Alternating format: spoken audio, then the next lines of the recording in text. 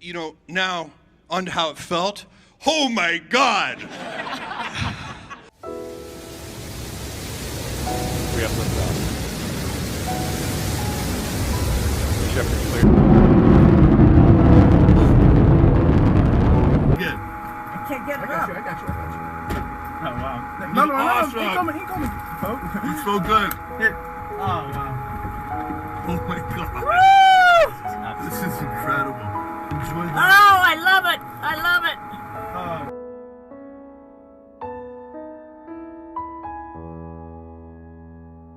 카우보이 모자를 쓰고 미친 듯이 좋아하는 이 남자는 지난 20일 우주에 갔다 오는 길이다. 이미 한 시대의 최고인 그는 사업으로 큰 돈을 벌었고 매년 수십억 달러를 인류의 미래를 위해 쏟아부어 왔다. 그리고 이제 본격적으로 어릴 적 꿈을 실현하러 퇴사 후 우주로 향하고 있다.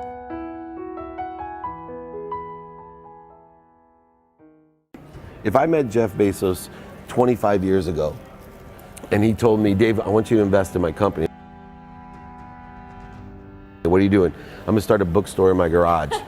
Okay, and I'm gonna put it online. People buy online and I'm gonna ship out of my garage. But if you invest in me, Dave, someday I'm gonna be the richest man in the world. I'll do over $100 billion. 지난 7월 5일 아마존 설립자 제프베조스가 27년 만에 아마존에서 물러났다.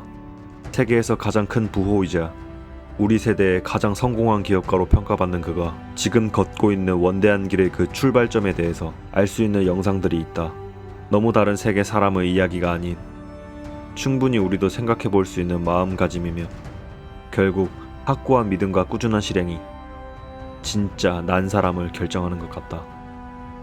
First of all, there is no such thing as $100 billion 25 years ago. Statistically, there's no such thing. Countries didn't have 100. Our national debt wasn't $100 billion. And this dude's telling me at 26 years old that he's going to be the richest man in the world because he has a garage and the internet? That was his truth. No, but he did not know it, and neither did I. But the difference between him and I is I was laughing, scoffing, and jesting at him, and he was already applauding himself, going, at the right way, at the perfect time, I'm gonna make as much as I can as quickly. And I'm sitting there going, there's no way this is gonna be a big business, let alone a $100 billion business. But in his mind, and you know why you know he thought it was possible? Is because even when he got to points of that business that were bigger than other people's business, he invested 99% of his money back into the business. He took on more debt. He constantly took on more debt. He invested in himself, kept investing in himself, where if he had voted for my system, he would have stopped investing and taken profits and only been an American company, not bought up all. I mean, he was going crazy with that. And I'm looking at the stock still while he's doing it going, damn, what is he doing? Where's that faith come from? Yes, he did not know about 100 billion, but he also didn't doubt it. You were 30 years old in 1994 when you decided to start Amazon.com. You had a great job. I remember you had a great apartment on the Upper West Side. How did you go through making the decision to drop what was a very good job and take this chance? It all seems very obvious now, right? This many years later that it paid off, but at the time it was not obvious. No, it wasn't. And I did do a lot of soul searching. I went to my boss at the time, and I really liked my job. And I told my boss I was going to go do this thing, start an internet bookstore. And my wife I'd already told my wife, and she's like, "Great, let's go." And I said to my boss, I was going to do this. He's like, "This is a good idea." He said, "I think this is a good idea, but it would be an even better idea for somebody who didn't already have a good job."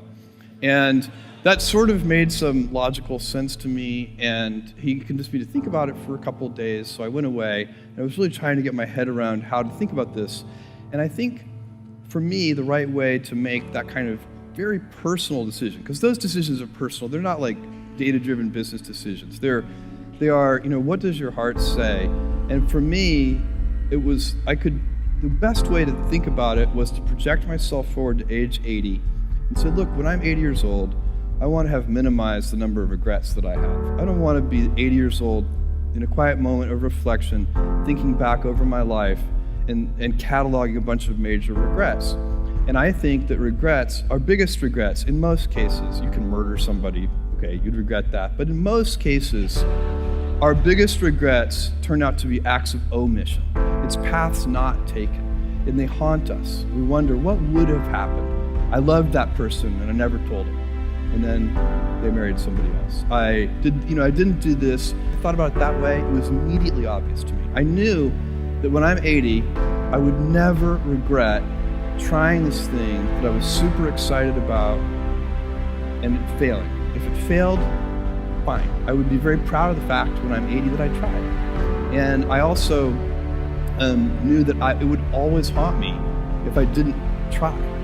And so that would be a regret. It would be a 100% chance of a regret if I didn't try, and basically a 0% chance of regret if I tried and failed. So I think that's a useful metric for any important life decision. Well, it's an exciting place to be on the web right now. Oh, it absolutely is. I mean, it's just incredible. What's really incredible about this is that this is day one. This is the very beginning. This is the Kitty Hawk stage of electronic commerce. We're moving forward in so many different areas, and lots of different companies are as well. And the late 20th century is just a great time to be alive. You know, we're going to find out that I think a millennia from now, people are going to look back and say, wow, the late 20th century was really a great time to be alive on this planet.